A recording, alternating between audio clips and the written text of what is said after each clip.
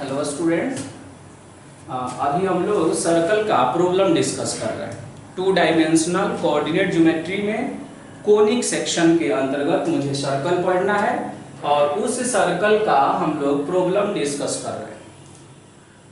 Okay, उसके लिए मैंने एक प्रश्न लिखा है जो बहुत ही इंपॉर्टेंट है। इस क्वेश्चन को पहले हम लोग देखते हैं। ऑब्टेन, क्वेश्चन हम रीड कर रहे हैं। Obtain the equation of the circle, कह रहे हैं कि सर्कल का इक्वेशन निकालना है। मुझे क्या निकालना है? इक्वेशन निकालना है। किसका? सर्कल का निकालना है। ये कीवर्ड्स है, अंडरलाइन किया मैंने।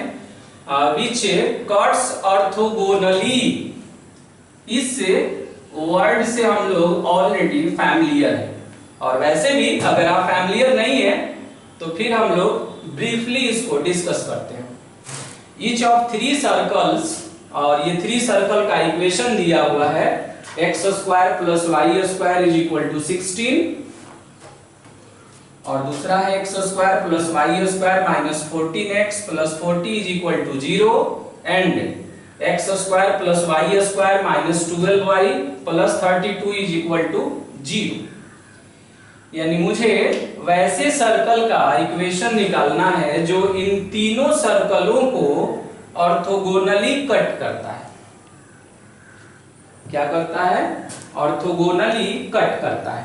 यानी एक सर्कल है, पहले से 3 सर्कल्स गिवन है और इक्वेशन उसका मुझे मालूम है, और एक ऐसा सर्कल है जो तीनों सर्कलों को ऑर्थोगोनली कट कर रहा है। और ऑर्थोगोनली का मतलब ये हुआ कि जो रिक्वायर्ड सर्कल है ना, वो गिवन सर्कल के साथ 90 डिग्री का एंगल बना रहा है।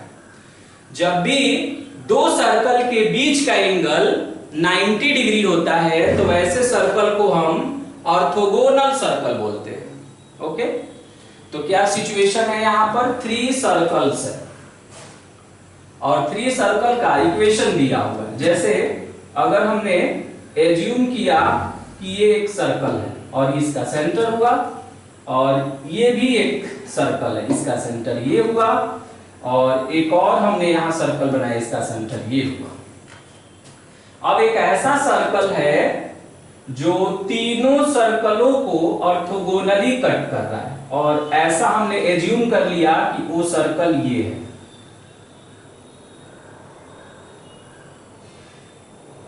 ऐसा हमने एज्यूम किया कि वो सर्कल ये है। फिगर थोड़ा आप अच्छे से कंस्ट्रक्ट करेंगे। ओके, इस तरह का एक सर्कल है। ये जो सर्कल देख रहे हैं इसको हमने मान लिया कि ये फर्स्ट सर्कल है। इसको हमने, इसके सेंटर को C1 कर दिया, इसके सेंटर को हमने C2 कर दिया, इसके सेंटर को हमने C3 कर दिया, और ये जो रिक्वायर्ड सर्कल है, इस रिक्वायर्ड सर्कल का सेंटर हमने C कर दिया। और ये जो तीनों सर्कल है उसका इक्वेशन दिया हुआ है। यानी फर्स्ट वाला जो सर्कल है, यानी ये जो सर्कल आप देख रहे हैं ना, तो इस सर्कल को हम फर्स्ट सर्कल कह रहे हैं, इस सर्कल को हम सेकंड सर्कल कह रहे हैं, और इसको जो है थर्ड सर्कल कह रहे हैं। तो फर्स्ट वाले सर्कल का इक्वेशन मालूम है, सेकंड वाले सर्कल का इक्वेशन भी मालूम है, थर्ड वाले सर्कल का इक्वेशन भी मालूम है, और मुझे एक ऐसे सर्कल का इक्वेशन निकालना है जो तीनों गिवन सर्कल को ऑर्थोगोनली कट करता है। अब है कि what is the meaning of orthogonally intersection. तो ऑर्थोगोनली का मीनिंग ये हुआ कि ये जो आप रिक्वायर्ड सर्कल देख रहे हैं ना, ये रिक्वायर्ड सर्कल और ये जो गिवन सर्कल है उसके बीच का एंगल 90 डिग्री है। यानी आप ऐसा सोच सकते हैं कि ये जो एंगल है ये एंगल 90 डिग्री है।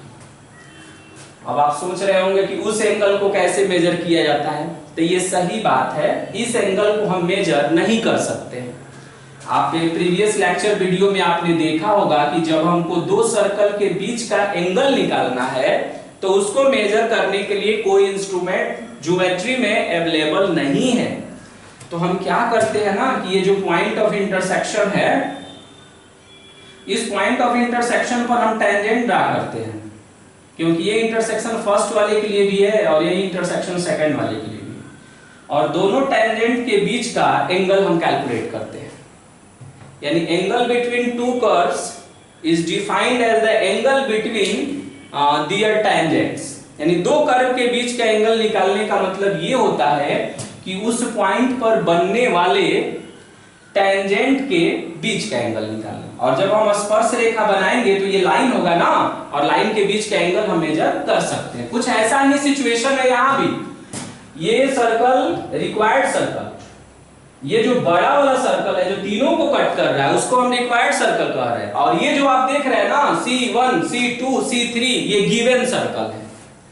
तो रिक्वायर्ड सर्कल तीनों को ऑर्थोगोनली कट कर रहा है। इसका मतलब ये हुआ कि रिक्वायर्ड सर्कल फर्स्ट वाले के साथ 90 डिग्री का एंगल फॉर्म कर रहा है, रिक्वायर्ड सर्कल सेकंड वाले सर्कल के साथ 90 डिग्री का एंगल फॉर्म कर रहा है, रिक्वायर्ड सर्कल थर्ड वाले सर्कल के साथ 90 डिग्री का एंगल फॉर्म कर रहा है। ऐसा सिचुएशन है। अब हम क्या करेंगे ना कि उससे रिक्वायर्ड सर्कल का इक्वेशन एज्यूम कर लेते हैं कुछ। जैसे उसका इक्वेशन हम एज्यूम कर सकते हैं x square y square 2gx 2fy plus c is equal to 0। ऐसे प्रश्नों को डील करने के लिए दो प्रॉपर मेथड अवेलेबल है, टू वेज से इसको हम डिस्कस कर सकते हैं। तो अभी हम इसको फर्स्ट वे से डिस्कस कर रहे हैं। ओके, ऐसी प्रश्न को हम एक और मेथड से आपको सिखाएंगे, और दोनों मेथड में देखेंगे जो आपको सुपीरियर लगे उसको आप यूज करेंगे। पहले तीनों गिवन सर्कल का इक्वेशन क्या है इसको हम लिखते हैं। तो मान लिया हमने लेफ्ट इक्वेशन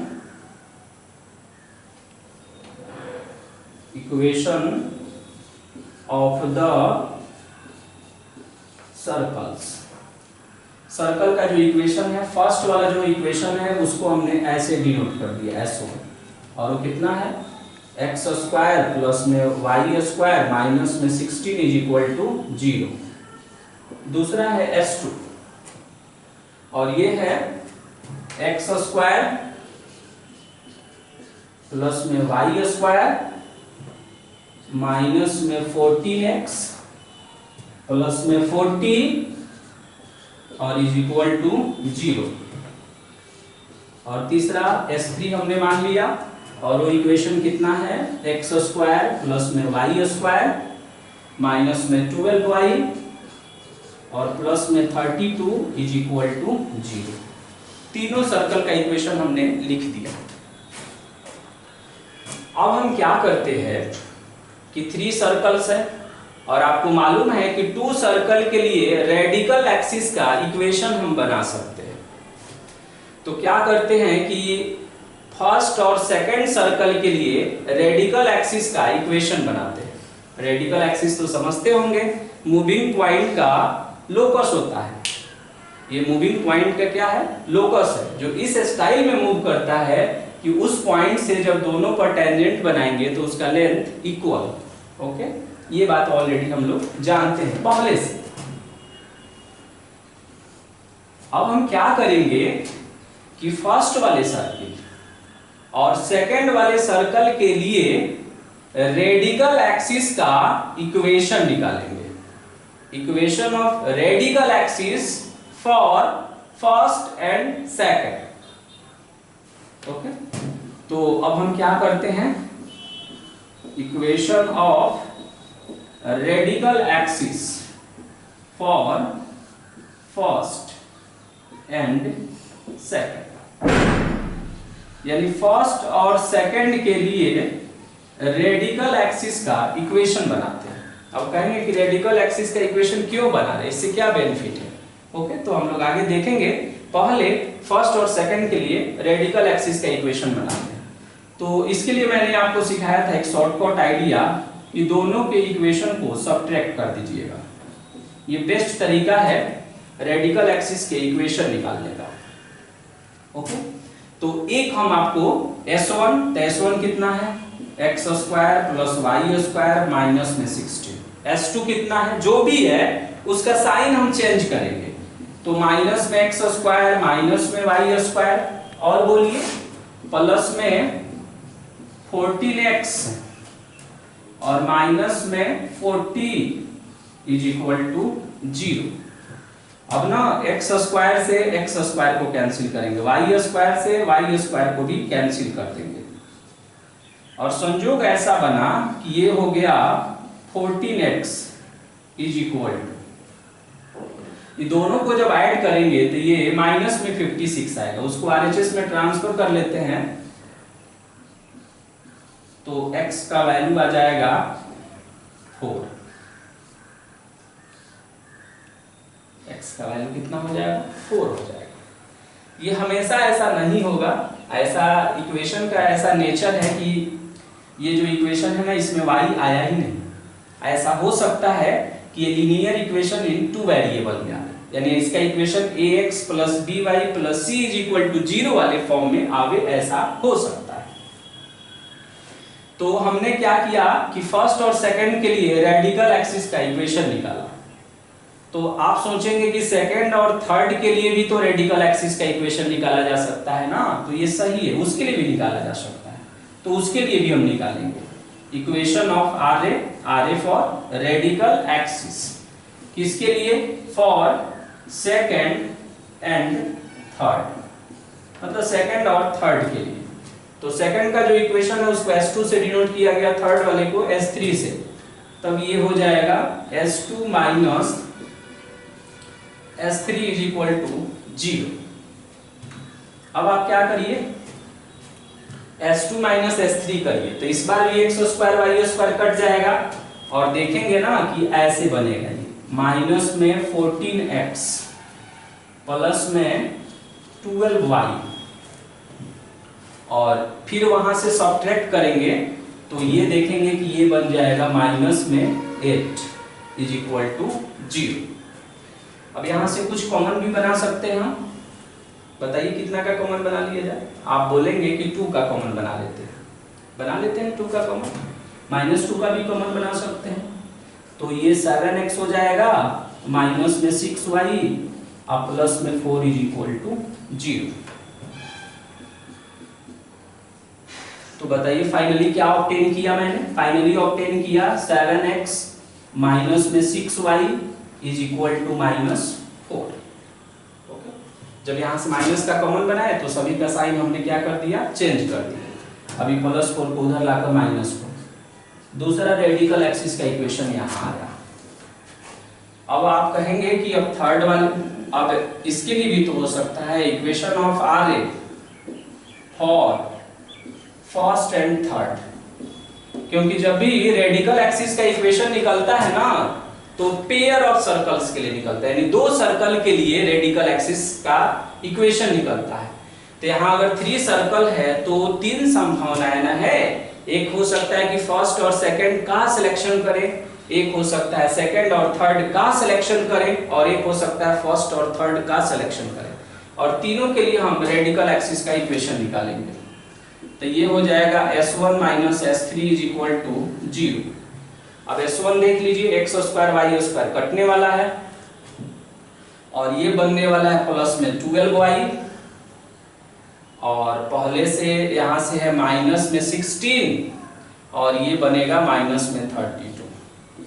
तो देखेंगे कि ये हो जाएगा 12y और ये 48, then y is equal to 4। ये भी संयोग है कि डायरेक्ट यहां से निकल जा रहा है, वैल्यू ही निकल गया ऐसा। अब रेडिकल एक्सिस का इक्वेशन मिला, एक x इज इक्वल टू 4, एक 7x minus 6y is equal to -4 और एक y इज इक्वल टू 4। अब ये जो रेडिकल एक्सिस आप देख रहे हैं ना, तो 3 सर्कल्स के लिए जब पेयर वाइज सिलेक्ट करके हम रेडिकल एक्सिस का इक्वेशन बनाते हैं तो ऐसा बोला जाता है, ऐसा एक थ्योरम है कि तीनों कनकरेंट होता है। यानी रेडिकल एक्सिस का जो इक्वेशन आपने 3 बनाया, कितना सर्कल था आपके पास? 3 सर्कल्स था। पेयर वाइज सिलेक्ट करके आपने कितना रेडिकल एक्सिस का इक्वेशन बनाया? 3 बनाया, तो तीनों कनकरेंट होता है, हिंदी में उसे संगामी बोला जाता है। अब कनकरेंट का मीनिंग क्या होता है? तो कनकरेंट का मीनिंग ये होता है, कंकरेंट का डेफिनेशन कहता है कि जब 3 और मोर देन 3 लाइंस एक ही पॉइंट से पास करता है तो उसे हम कंकरेंट लाइन कहते हैं। 3 और मोर देन 3 लाइंस जब एक पार्टिकुलर पॉइंट से पास करता है तो उसे हम कंकरेंट लाइन कहते हैं। जैसे फर्स्ट और सेकंड के लिए हमने रेडिकल एक्सिस बनाया तो वो रेडिकल एक्सिस कुछ ऐसा आएगा। सेकंड और थर्ड के लिए भी आपने बनाया तो उसको भी देखेंगे कि वो भी कुछ ऐसा आएगा। और फर्स्ट और थर्ड के लिए भी रेडिकल एक्सिस का इक्वेशन बनाया तो देखेंगे कि फर्स्ट और थर्ड के लिए जब हम रेडिकल एक्सिस का इक्वेशन बनाएंगे तो कुछ ऐसा आएगा।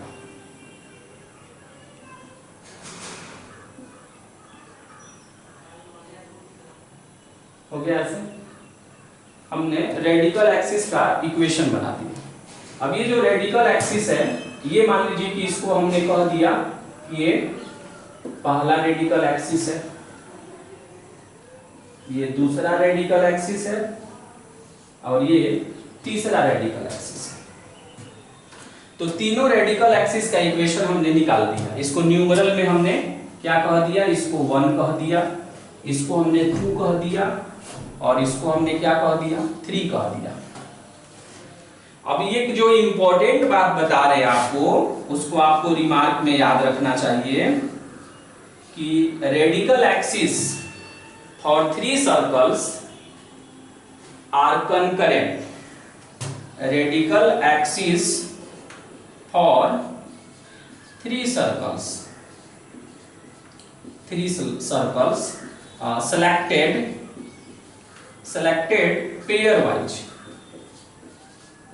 selected pairwise are concurrent।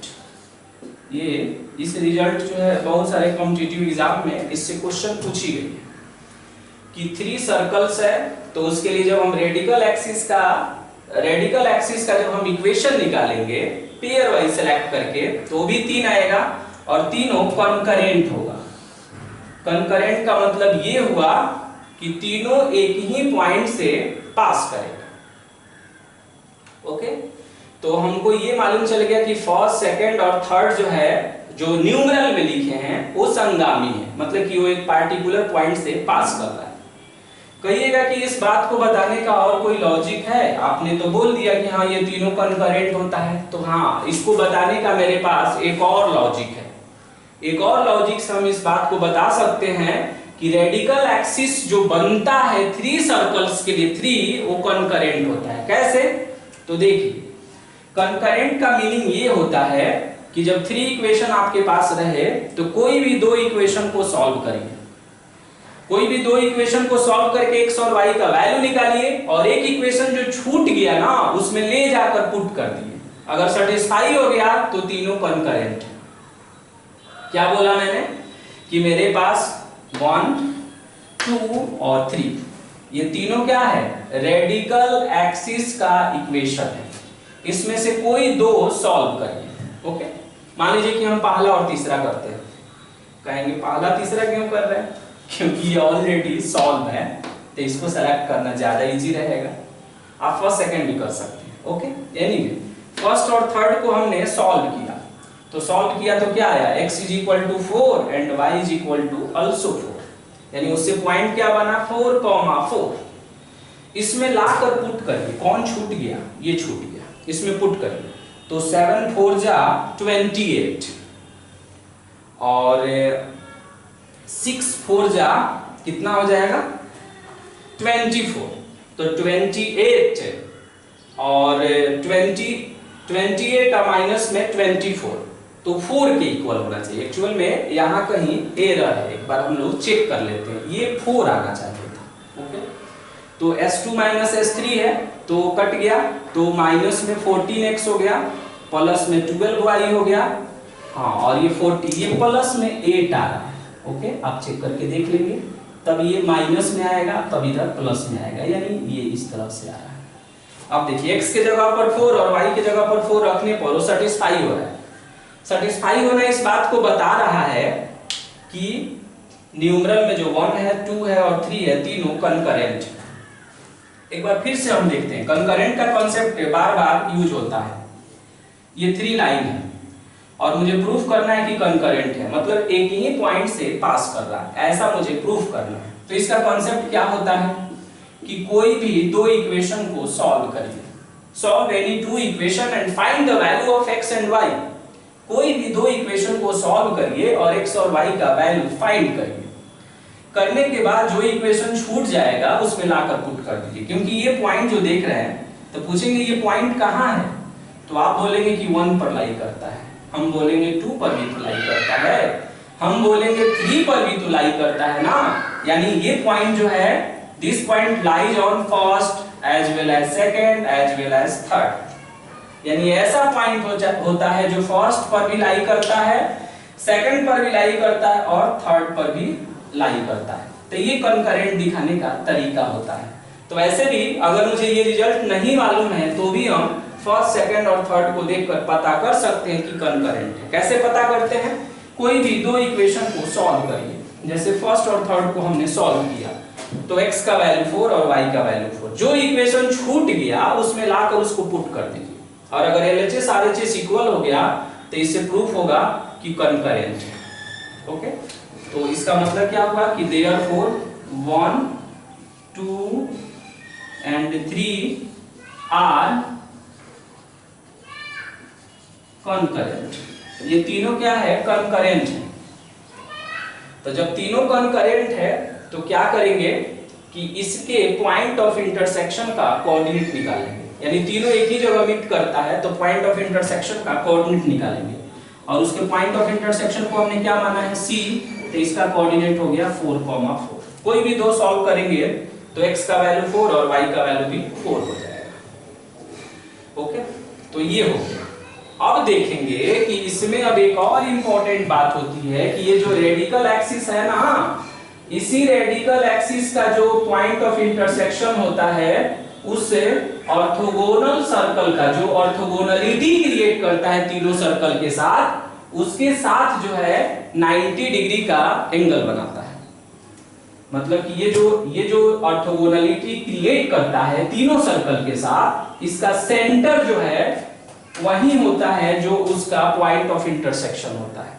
यानी रेडिकल एक्सिस का जो पॉइंट ऑफ इंटरसेक्शन होता है वो तीनों सर्कल के साथ ऑर्थोगोनलिटी बनाने वाले सर्कल का सेंटर होता है। तो ये जो हम निकाले ना, तो एक्चुअली ये मैंने क्या निकाला?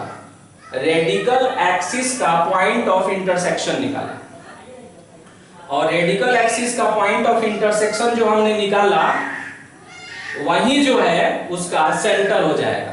किसका? रिक्वायर्ड सर्कल का। तो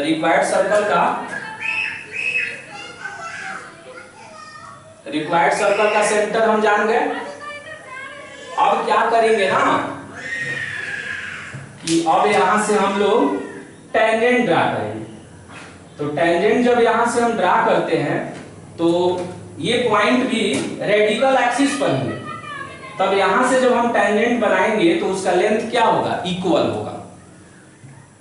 यहां से कोई भी दो सर्कल पर अगर हम टेंजेंट बनाएं तो उसका लेंथ क्या होगा? इक्वल होगा। तो अब हम क्या करेंगे ना, ये जो आप देख रहे हैं ना, तो यहां से किसी भी एक सर्कल पर टेंजेंट ड्रा करेंगे, किसी भी एक सर्कल पर, और उसका लेंथ निकालेंगे हम। ओके, तो अब क्या करते हैं हम कि लेंथ ऑफ टेंजेंट निकालते हैं। कहां से? फ्रॉम C से। कहां पर?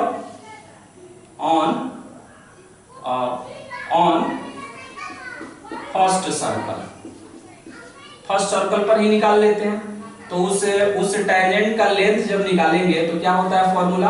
अंडर रूट, और जो इक्वेशन है उस इक्वेशन को उस पॉइंट से सेटिस्फाई करा दीजिए। तो 4 का स्क्वायर माइनस में 16, ये पढ़े आप, लेंथ ऑफ टेंजेंट निकालने का ये फॉर्मूला होता है। तो ये आएगा 16 और ये हो जाएगा आपका 4। तो होता ये है ना कि जब यहां से जब आप इस पे टेंजेंट ड्रा करते हैं इस पे, तो वही टेंजेंट, जैसे यहां से अगर हम फर्स्ट वाले सर्कल पर टेंजेंट बनावे तो आप देख सकते हैं, मान लीजिए कि यहां से हमने एक ऐसे टेंजेंट बना दिया, तो यही जो टेंजेंट आप देख रहे हैं ना यहां से यहां तक, यही इसके रेडियस का काम करता है। यानी ये जो रिक्वायर्ड सर्कल है उसका सेंटर भी जान ले और हम इसको रेडियस के रूप में तब हम यूज करते हैं। Okay, therefore equation of required circle, तो फॉर्मूला x माइनस 4 का होल स्क्वायर, y माइनस 4 का होल स्क्वायर और इज इक्वल टू रेडियस का स्क्वायर, तो रेडियस स्क्वायर का स्क्वायर हो गया 4 का स्क्वायर और यही मेरा आंसर हो जाएगा। अब ये क्वेश्चन बहुत ही इंपॉर्टेंट है और बहुत बार जो है कॉम्पिटिटिव एग्जाम और एकेडमिक में भी पूछी जाती है। अब इस क्वेश्चन से मुझे क्या क्या इंस्पायर्ड हो गए हम इसको जानने के बाद इस मेथड से, कि पहली बात हमने ये सीखा कि 3 सर्कल के लिए जब रेडिकल एक्सिस का इक्वेशन बनाते हैं तो वो रेडिकल एक्सिस का जो इक्वेशन होता है वो कनकरेंट होता है। क्या होता है? वो कनकरेंट होता है, मतलब तीनों एक ही पॉइंट से पास करता है और जिस पॉइंट से वो तीनों का पॉइंट ऑफ इंटरसेक्शन एक ही होता है और वही पॉइंट ऑफ इंटरसेक्शन जो है उस सर्कल का सेंटर हो जाता है। और वहां से जब हम टेंजेंट ड्रा करते हैं किसी भी सर्कल पर तो वो रेडियस का काम करने लगता है। तो ये जो मेरा रिक्वायर्ड सर्कल था इसको हम क्या कह रहे थे? इसको हम कह रहे थे कि ये रिक्वायर्ड सर्कल है, ये वाला। तो किसी भी सर्कल का इक्वेशन निकालने के लिए मेरे दिमाग में क्या स्ट्रक्चर चलता है कि उसका सेंटर मालूम किया जाए, उसका रेडियस मालूम किया जाए। तो सेंटर कनकरेंट वाले कॉन्सेप्ट से मालूम चल गया और ये हमको मालूम है कि यहां से जब हम एक्सटर्नल पॉइंट से किसी भी सर्कल पर टेंजेंट ड्रा करते हैं तो उसका लेंथ जो है इक्वल होता है। आप सोचेंगे कि ऐसे भी तो ड्रा कर सकते थे ना, तो हाँ ऐसे भी ड्रा कर सकते थे, फिर भी उसका लेंथ इक्वल होगा, वही रेडियस का काम करेगा। और सेंटर जान गए, रेडियस जान गए, तो फिर हमने इक्वेशन निकाल दिया। ओके, तो इस बात का ध्यान रखेंगे। और ये जो है सबसे इंपॉर्टेंट है कि 3 सर्कल के लिए जो रेडिकल एक्सिस होता है वो कनकरेंट होता है और कनकरेंट होने से तीनों एक ही पॉइंट से पास करता है और वो पॉइंट ऑफ इंटरसेक्शन सेंटर होता है किसका? उस सर्कल का। और वहां से जब हम टेंजेंट ड्रा करते हैं किसी भी सर्कल पर तो उस टेंजेंट का जो लेंथ होता है वही उस रिक्वायर्ड सर्कल का रेडियस होता है। तो सेंटर मालूम चल गया, सेंटर मालूम चल गया मींस सेंटर का कोऑर्डिनेट मालूम चल गया और मुझे रेडियस मालूम चल गया, तब हम ये फॉर्मूला लगा देते हैं। और इस फॉर्मूले को आप ऑलरेडी प्रूव भी कर चुके हैं प्रीवियस लेक्चर वीडियो में और इस तरह ये क्वेश्चन कंप्लीट हो जाता है। अब है कि इसमें थोड़ा ज्यादा ही कॉन्सेप्ट बूस्टर है, तो इस प्रश्न को एक और टेक्निक हम आपको सिखाएंगे नेक्स्ट लेक्चर वीडियो में। इसी प्रश्न को एक और टेक्निक से भी आपको सिखाएंगे और उससे भी इसको आप कर सकते हैं। ओके, तो अब हम लोग नेक्स्ट लेक्चर वीडियो में इसका सेकंड मेथड भी हम लोग सीखते हैं। ओके।